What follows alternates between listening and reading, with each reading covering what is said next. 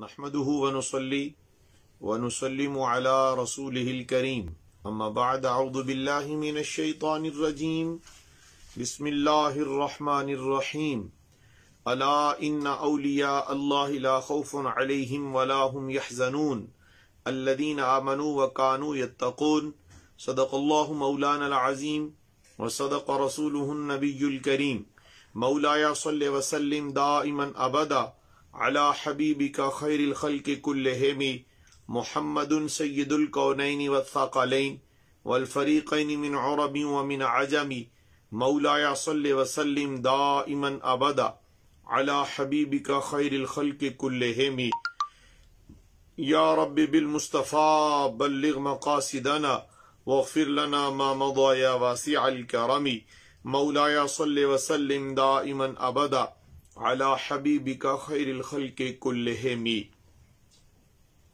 سب تعریفیں اللہ رب العالمین جل شانہ کے لیے ہیں جو ساری کائنات کا یکتا، واحد، تنہا، بے مثل، بے مثال، بے حد کریم، رؤوف الرحیم، رحمان الرحیم، کریم رب تعالی ہے۔ ان گنت بے شمار، بے حد، بے حساب درود و سلام اس ذات اقدس پر جن کی بارگاہ ناز میں رب رب ہو کر درود بھیج رہا ہے، فرشتے سلامی پیش کر رہے ہیں۔ درود و سلام کی صدائیں فرش سے عرش تک، عرش سے فرش تک، ہوا خلا، تحت الثری اور ہر جگہ سے اسی بارگاہ میں درود و سلام کی ڈالیاں پیش کی جا رہی ہیں۔ وہ بارگاہ ہی اتنی کریم ہے، وہ بارگاہ ہی اتنی عظیم ہے، وہ بارگاہ ہی اتنی رؤوف ہے، وہ بارگاہ ہی اتنے رحیم ہیں کہ ان کی رحمتوں کی کوئی حادی نہیں ہے۔ احاطہ رحمت دیکھنا کوئی چاہے تو اس کا کوئی اندازہ ہی ممکن نہیں ہے۔ یعنی وہ رحمت للعالمین، وہ کریم، وہ نور مجسم، وہ شفیع معظم، وہ جان کائنات ہیں، وہ فخر کائنات ہیں، وہ مقصود کائنات ہیں، آقا دو جہاں ہیں صلی اللہ علیہ وآلہ وسلم۔ ان کی بارگاہ میں ہم سب غلاموں کی طرف سے بے حد درود و سلام قبول ہوں۔ اور میں آج تمام جملہ ناظرین ذی قدر، ملک و بیرون ملک شامل ہونے والی خواتین و حضرات، برادران طریقت و شریعت، السلام علیکم ورحمۃ اللہ تعالی وبرکاتہ۔ برادران اسلام، آپ کو ربیع الثانی شریف کا چاند مبارک ہو۔ یہ وہ مہینہ ہے جو شہنشاہ ولایت حضور غوث اعظم الشیخ سیدنا عبد القادر جیلانی الحسنی والحسینی رحمۃ اللہ علیہ کا یوم مبارک اس میں ہے، یوم ولادت ہے، یوم وصال ہے۔ ولادت آپ کی یکم رمضان کو ہے۔ اللہ حضور شہنشاہ بغداد پیران پیر رحمت اللہ علیہ کے ذکر جمیل سے مجھے اور آپ کو روشنی حاصل کر کے اپنی منزلوں کا تعین کر کے اپنے رب کو راضی کرنے کی توفیق عطا فرمائے۔ مادیت میں ہر شخص دوڑ دھوپ میں لگا ہوا ہے، نفسا نفسی کا عالم ہے۔ جس کے پاس بیٹھو تو وہ مہنگائی کا ذکر کر رہا ہے، جس کے پاس بیٹھو تو وہ غم اور پریشانی اور اپنے ان حالات کے تذکرے سے بے چارگی کا اظہار کر رہا ہے۔ اے بے چارو آؤ، چارہ گھر موجود ہے مدینے میں، آؤ بے سہارو، سہارا موجود ہے مدینے میں، آؤ مدینے کے تاجدار سے ایسا تعلق جوڑیں تاکہ دنیا کی یہ تنگی اور دنیا کی یہ بے چینی اور پریشانی ہمیں مغلوب نہ کرے، ہم پر غالب نہ ہو۔ اور ہم پر جب اللہ کی رحمت غالب ہوگی تو حالات تو سدھریں گے، حالات تو بدلیں گے، اور حالات بدلنے کے لیے مجھے اور آپ کو رجوع اللہ کرنا ہے، رجوع الرسول کرنا ہے۔ اور جس کا تعلق اور وابستگی اور پیوستگی اللہ رب العالمین سے ہو جائے، رسول پاک علیہ السلام سے ہو جائے، تو پھر یاد رکھیں تھوڑے میں بھی برکت وہی ڈالتا ہے، وگرنہ ہوتا کیا ہے، اس دوڑ دھوپ میں انسان اولاد کے لیے، دنیا کمانے کے لیے دیس پردیس اور ہر جگہ پر اللہ جہاں جہاں رزق لکھتا ہے انسان چنتا ہے۔ یہ بات ذہن نشین رہنی چاہیے کہ جو بختوں کا رزق ہے وہ مل کر رہے گا، اور کہاں سے ملے گا؟ قرآن کہہ رہا ہے وَيَرْزُقْهُ مِنْ حَيْثُ لَا يَحْتَسِبُ، فرمایا ہم تمہیں وہاں سے رزق عطا کریں گے جہاں تمہارا گمان بھی نہیں ہے۔ گویا میری اور آپ کی تدبیریں اس وقت فیل ہو جاتی ہیں جب مجھے اور آپ کو رزق مجھے اور آپ کو خیر، مجھے اور آپ کو رحمت، مجھے اور آپ کو برکت اللہ اپنے دربار سے عطا کرتا ہے۔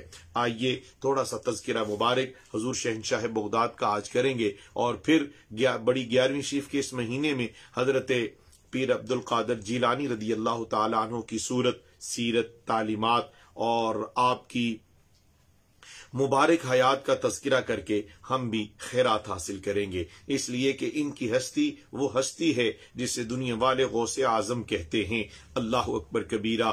470 ہجری میں آپ کی ولادت باسعادت ہوتی ہے، اور 561 ہجری میں آپ کا وصال مبارک ہوتا ہے۔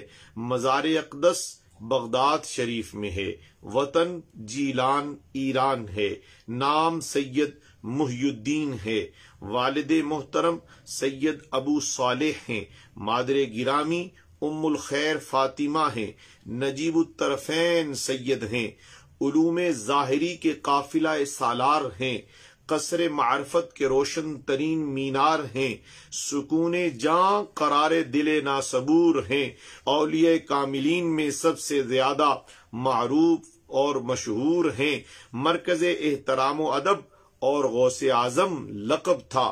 آپ رحمت اللہ علیہ کی تاثیر کا یہ عالم تھا کہ حاضرین جوش جذبات میں گریبان چاک کر دیتے تھے، اور مجلس واعظ سے بیک وقت کئی جنازے اٹھتے تھے۔ آئیے ذرا ان کی ولادت سے پہلے کا ایک خوبصورت تذکرہ پوری توجہ سے سماعت کیجیے گا۔ میرے ہم سفر برادران، خواتین و حضرات، نوجوان یاد الہی میں غرق ہو چکا تھا۔ ہر شے سے آواز دوست آ رہی تھی۔ اب عشق کا وہ مرحلہ آ گیا تھا جہاں دنیا کے تمام مادی رشتے توڑ دیے جاتے ہیں اور سجدہ گاہ دل کو بتوں سے خالی کر دیا جاتا ہے۔ نوجوان بھی ذہنی یکسوئی اور سکون دل کی خاطر دنیا سے کنارہ کش ہو کر دریا کے کنارے آ پڑا تھا۔ یہاں حرص و ہوس کے ہنگامے نہیں تھے، یہاں آزاد ہوائیں نوجوان کو قلندرانہ پیغام دے رہی تھیں کہ اپنے من میں ڈوب کر پا جا سراغ زندگی۔ وعلیکم السلام ورحمۃ اللہ۔ ماجی سرکار مرحبا، آپ سب کو مرحبا کہتا ہوں۔ جنہوں نے مجھے سلام بھیجا میں ان کو وعلیکم السلام عرض کرتا ہوں۔ اللہ آپ کو بھی سلامتی، رحمتیں، برکتیں کثیر نصیب فرمائے۔ دریا کا بہتا ہوا صاف و شفاف پانی دل و دماغ کو زندگی کی آلائشوں سے پاک رکھنے کے لیے نغمہ ازلی سنا رہا تھا۔ کئی دن جذب کے اس عالم میں گزر گئے۔ نوجوان دنیا و ما فیہا سے بے خبر مراقبے کی منزلیں طے کر رہا تھا۔ بالآخر روح کا سفر جاری رہا، مگر جسم تھک گیا۔ نوجوان نے آنکھیں کھول کر چاروں طرف دیکھا، ہر طرف ہو کا عالم تھا۔ نوجوان کو شدت سے بھوک محسوس ہو رہی تھی۔ اس نے دور تک نظریں دوڑائیں، قرب و جوار میں انسانی آبادی کے آثار تک نظر نہیں تھے۔ سرمستی عشق سے کہاں لے آئی۔ نوجوان نے ایک لمحے کے لیے سوچا، پھر آسمان کی جانب نگاہ کو ایک صابر و شاکر بندے کی طرح جملہ یاد رہے، صابر و شاکر بندے کی طرح۔ جو صبر کرنے والا ہوتا ہے وہ شکوہ نہیں کرتا، اور جو شکر کرنے والا ہوتا ہے وہ کبھی اظہار غم نہیں کرتا۔ شکر کی برکتوں سے اللہ دنیا بھی دے دیتا ہے، شکر کی برکت سے اللہ آخرت کے نور سے بھی معمور کر دیتا ہے۔ وہ نوجوان اچانک اس کی نظر دریا میں بہتے ہوئے سیب پر پڑی۔ رزاق عالم کی رزاقی پر اس کو یقین اور بھی پختہ ہو گیا۔ وہ تیزی سے جھکا اور اس نے سیب کو پانی سے نکال کر کھا لیا۔ پھر بآواز بلند خالق کائنات کا شکر ادا کیا ہے۔ ہم میں سے کتنے ہیں جن کو اللہ نے ان کے بدن پر سے کبھی پردہ نہیں اٹھنے دیا، پھر وہ شکر نہ کریں تو کیوں نہ کریں۔ اگر آنکھ کی بینائی چھن جائے تو پتہ چلے کہ آنکھ کے نور کا عالم کیا ہے۔ اگر میری اور آپ کی کانوں کی سماعت بہرا پن ہو جائے تو پھر پتہ چلے کہ جس کان سے تم اور میں سن رہے ہیں اس کی برکات کتنی ہیں۔ ہر لمحہ شکر ادا کیجئے۔ اپنی صحت، اپنی جوانی، اپنے حسن، اپنے جمال، اپنے کمال اور اپنی زندگی میں اپنے بیوی اور اپنے بچوں کو دیکھیں، اپنے ماحول کو دیکھیں، ماں باپ کو دیکھیں، سب خود کو دیکھ کر پھر پیشانی کو خدا کے آگے جھکا کر اللہ سے یہ عرض کیا کریں، اے رب کریم یہ سارا تیرا کرم ہے، اور کلمات شکر کہاں سے لاؤ گے؟ ہم ہر حال میں یا اللہ تیرا شکر کرتے ہیں، اور شکر بھی اتنا کرتے ہیں کہ جتنی تیری خدائی ہے، شکر بھی اتنا کرتے ہیں جتنی تیری مخلوقات ہیں، شکر بھی اتنا کرتے ہیں جتنے ریت کے ذرے ہیں، شکر بھی اتنا کرتے ہیں جتنے سمندروں کے قطرے ہیں، شکر بھی اتنا کرتے ہیں جتنے آسمان کے تارے ہیں، شکر بھی اتنا کرتے ہیں جتنی زمین کے ذرے ہیں، شکر بھی اتنا کرتے ہیں تحت الثری میں جو تیری مخلوق ہے، شکر اتنا کرتے ہیں جتنے آسمان میں تیرے فرشتے ہیں، شکر اتنا کرتے ہیں جتنا تو اپنے محبوب پر اے اللہ کریم تو درود بھیج رہا ہے، ہم اس درود کی برکت سے تیرا بے شمار شکر ادا کرتے ہیں۔ برادران اسلام، وہ سیب کھانے کے بعد بھوک تو مٹی، مگر اس نے اتفاق سے دست غیب کی کار فرمائی سمجھ کر مطمئن ہو گیا، لیکن وہ نوجوان مضطرب ہے، کس بات سے کہ جو تو نے سیب کھایا ہے یہ تو تیری ملکیت کا ہی نہیں تھا۔ پھر کھانے کی اجازت مانگی، کسی نے پکار کا کہا، نوجوان گھبرا کر اس طرف دیکھا جدھر سے آواز آئی، مگر وہاں کوئی موجود نہ تھا، وہ تو ضمیر کی آواز تھی کہ یہ تیری ملکیت میں تو نہیں تھا سیب جو تو نے کھا لیا۔ اس ضمیر کی آواز کے پیچھے چلے، جس طرف سے پانی بہ رہا ہے اس طرف ہی حضرت غوث اعظم رضی اللہ تعالی عنہ کے والد گرامی اللہ غنی سید ابو صالح جنگی دوست رحمت اللہ علیہ اس سیب کے مالک تک پہنچے، اس باغ میں پہنچے جہاں سے وہ سیب کے درخت سے سیب زمین پر وہ نہر میں گرا ہے یا وہ دریا میں گرا ہے جہاں سے سیب اٹھایا، اس درخت کے پاس پہنچتے ہی اللہ اکبر کبیرہ وہ اس ہستی کے پاس پہنچے، اللہ اکبر کبیرہ جو اس باغ کا مالک ہے۔ باغ کے مالک سے گفتگو ہوئی، کیا سنیے، ذرا توجہ کیجیے گا، 2-4 منٹ آج میں آپ سے زیادہ مخاطب رہوں گا۔ اللہ اکبر کبیرہ۔ وہ نوجوان باغ کے مالک کے تصور میں ان سے جا کے کسی سے پوچھا، مزدوروں سے، بتاؤ کہ باغ کا مالک کون ہے؟ کہا وہ ایک عمر رسیدہ شخص ہے۔ ان سے ملاقات ہوئی، کیسے آئے ہو نوجوان؟ بوڑھے شخص کا لہجہ نہایت شگفتہ تھا، مجھ سے کوئی کام ہے؟ نوجوان باغ کے مالک نے بزرگی کو دیکھتے ہوئے احتراماً کھڑا ہو گیا، اور میں دریا کے کنارے بیٹھا تھا، ایک سیب پانی میں بہتے ہوئے نظر آیا، مجھے اس وقت شدت کی بھوک تھی، نتیجتاً میں نے سیب اٹھا کر کھا لیا، مگر اب میں اپنی ضمیر پر اپنا قابل برداشت بوجھ محسوس کر رہا ہوں۔ باغ کے مالک نے بڑی حیرت کے ساتھ نوجوان کی گفتگو سنی، کچھ دیر غور کرتے رہے، پھر نوجوان سے مخاطب ہوئے، اب تم کیا چاہتے ہو؟ میں اپاہج نہیں ہوں جی، ورنہ آپ سے اپنی غلطی کی معافی مانگ لیتا۔ نوجوان نے مؤدبانہ لہجے میں عرض کیا۔ بوڑھا استفہامیہ نظروں سے اس نوجوان کی طرف دیکھنے لگے اور پھر آہستہ سے بولے، میں تمہاری اس بات کا مفہوم نہیں سمجھا، ذرا وضاحت سے اپنا مقصد تو بیان کرو۔ میرا مطلب یہ ہے بزرگ کہ جب انسان کے دست و پات صحیح سلامت ہوں تو اسے اپنے جرم کی سزا برداشت کرنی چاہیے۔ نوجوان نے ٹہر کے مدھم آواز میں کہا، میں جانتا ہوں مجھ میں ایک سیب کی قیمت ادا کرنے کی صلاحیت تو موجود ہے، مگر چونکہ میں نے نادانستگی میں ایک جرم کیا ہے، اس لیے اب سیب کی قیمت بازار کے مطابق نہیں ہوگی، بلکہ جو کچھ آپ طے کریں گے میں اس کا جرمانہ اور اس کی قیمت دل سے تسلیم کروں گا اور پیش کروں گا۔ باغ کے مالک نے سر سے پاؤں تک دوبارہ نوجوان کی ظاہری شخصیت کا جائزہ لیا، پھر انتہائی سنجیدہ نظر میں کہنے لگے لہجے میں، نوجوان، میرا تمہارا حساب برابر ہونے کی 2 شرطیں ہیں۔ نوجوان نے حیرت سے باغ کے مالک کی طرف دیکھا، ایک معمولی چیز کی قیمت ادائیگی کے لیے پیش کی شرائط؟ پھر سوچا مگر زبان سے کچھ نہیں بولا۔ پہلی شرط یہ ہے کہ تم 1 ماہ تک میرے مسلسل باغ کے درختوں کو پانی دو گے۔ باغ کے مالک نے اپنی شرائط کی وضاحت کرتے ہوئے کہا، جب تم میری مرضی کے مطابق اس کام کو تکمیل تک پہنچا دو گے تو پھر میں اپنی دوسری شرط بیان کروں گا، اگر ان میں سے ایک بھی شرط پوری نہ ہوئی تو میدان محشر تک تم میرے قرضدار رہو گے، سیب تم نے میرا کھایا ہے۔ آپ مطمئن رہیں، نوجوان کہنے لگا، آپ مطمئن رہیں، خدا نے چاہا تو میں بحسن خوبی آپ کی شرائط پوری کر دوں گا۔ نوجوان نے کسی تعامل کے بغیر جواب دیا۔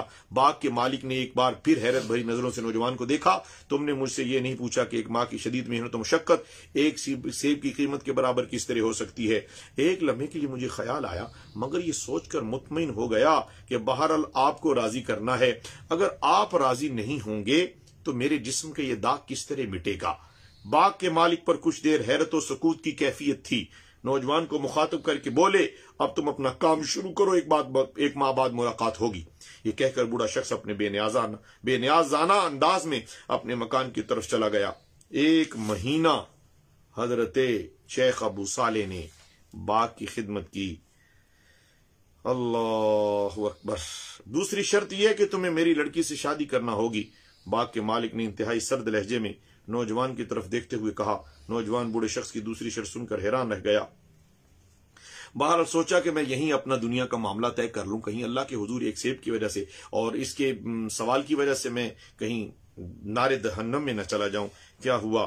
دوسری شرط کہا میری بیٹی اللہ اکبر جس سے میں تمہیں شادی کے لیے کہہ رہا ہوں اس کی صورت سن لو، اس کی حالت سن لو. وہ حالت یہ ہے، اللہ اکبر کبیرہ، اللہ اکبر کبیرہ. کیا کہا؟ نوجوان کہنے لگا آپ نے 1 مہینہ پورے مجھ سے خدمت لی کہ آپ مجھے جانتے نہیں اور اب آپ یہ کہہ رہے ہیں کہ آپ کی بیٹی سے مجھے شادی کرنی ہے، اور شادی سے پہلے کہتے ہیں میں نے تمہیں اس کے عیب بھی بتا دینا چاہتا ہوں. کہا وہ عیب یہ ہیں. باغ کا مالک بڑا سنجیدہ نظر. میری لڑکی پیدائشی بدصورت ہے جسے گردش تقدیر نے اپاہج اور اندھا بھی بنایا ہے. یہ کہہ کر بوڑھا شخص نوجوان کے چہرے پر اپنی دوسری شرط کا رد عمل تلاش کرنے لگا. نوجوان نے فوری طور پر بوڑھے کی بات کا کوئی جواب نہیں دیا. وہ اس عجیب و غریب شرط پر سوچنے پر مجبور ہوا. دل ہی دل میں دعا کی، اے رب عزیز و جلیل اپنے اس حقیر ناتواں بندے کی دستگیری فرما.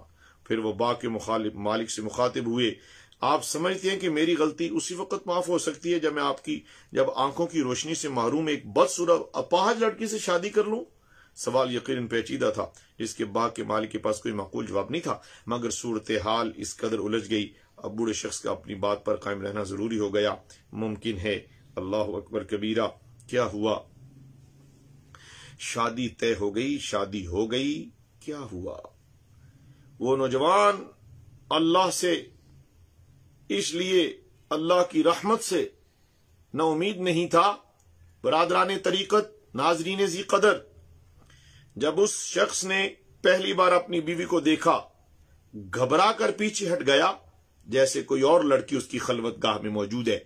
باغ کے مالک نے اپنی بیٹی کا جو حلیہ بیان کیا تھا، حجلہ عروسی میں موجود لڑکی اس سے یکسر مختلف تھی. روشن آنکھیں، ذرا ایک دفعہ کو سبحان اللہ. روشن آنکھیں، دست و پا سلامت، چہرہ پر نور. لڑکی کے نقش و نگار پر ملکوتی حسن کا گمان ہو رہا تھا.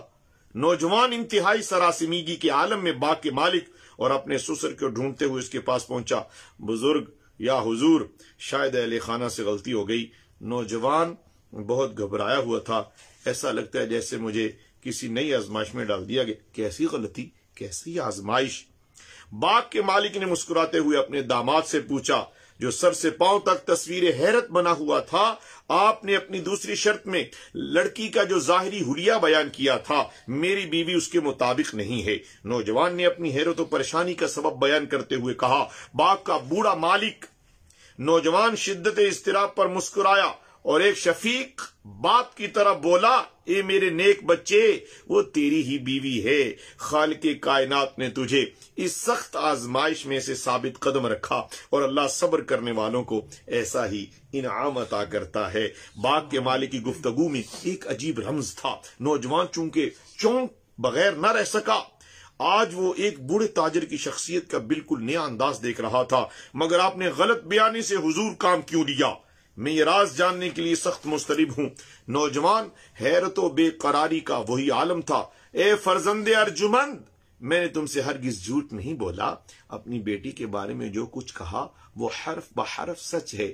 باغ کے مالک کے ہونٹوں پر ایک مطمئن اور آسودہ مسکراہٹ تھی. میں نے کہا میری بیٹی بدصورت ہے. تم ان قریب دیکھ لو گے تمہاری بیوی کے چہرے پر دنیا داری کا غازہ نہیں. ایسی لڑکیاں اس معاشرے میں بدصورت ہی کہلاتی ہیں جو اپنی شخصیت کو دنیا کے رنگوں اور لباسوں سے آراستہ نہیں کرتی.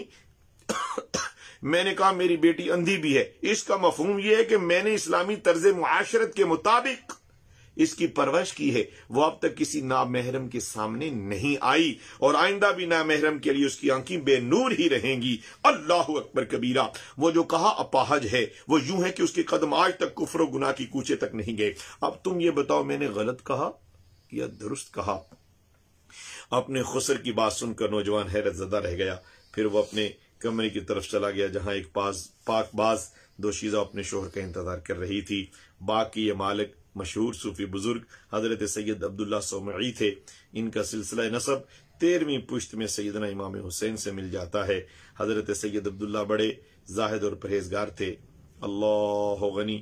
حضرات یہ شیخ ابو صالح وہ جو انہوں نے اللہ اکبر کبیرہ نبی پاک علیہ السلام کی رحمتوں پر قربان جائیں، جن کے والد گرامی کا تقوی یہ ہے، ان سے پیدا ہونے والا بچہ، ان کی اس نیک صالح بی بی سے، ام الخیر سے پیدا ہونے والا بچہ دنیا میں کوئی عام بچہ نہیں تھا. اسے دنیا والے آج غوث اعظم کہتے ہیں. والدین کی تعلیم، والدین کی تربیت، والدین کا تقوی، والدین کا اعلیٰ کردار اولاد کے لیے نور کی صورت میں تقسیم ہوتا ہے. ماں باپ صالح ہوں، اولاد بھی متقی ہوگی. اللہ غوث اعظم کے والدین کریمین کے صدقے مجھے اور آپ کو بھی تقوی، اخلاص، ذکر، فکر، درود و سلام کی کثرت، رزق حلال، اور ہر لمحہ اللہ اپنا خوف و خشیت و محبت اور محبت رسول کے نور سے معمور منور رکھے. میری اور آپ کی عاجزی کو اللہ قبول کرے. اسی سلسلے کو آپ آگے بڑھاتے رہیں گے. ناظرین گرامی مرتبت، آئیے وقت کافی ہو چکا ہے، ختم خواجگان نقشبندیہ پڑھنے کا اور ذکر کا نور حاصل کرتے ہیں. اس گفتگو کو 11ویں شریف تک ہم چلائیں گے. بڑے پیر غوث اعظم دستگیر شیخ عبد القادر جیلانی غوث اعظم رحمت اللہ علیہ کی سیرت و حالات و واقعات و تعلیمات اور ان کے تقوی و طہارت کے نور سے ہم بھی اپنی زندگی کو طہارت اور اپنی زندگی کو استقامت کا نور ضرور بخشیں گے. آئیے میرے ساتھ مل کر پڑھیے. بسم اللہ الرحمن الرحیم، بسم اللہ الرحمن الرحیم، بسم اللہ الرحمن الرحیم. اللہ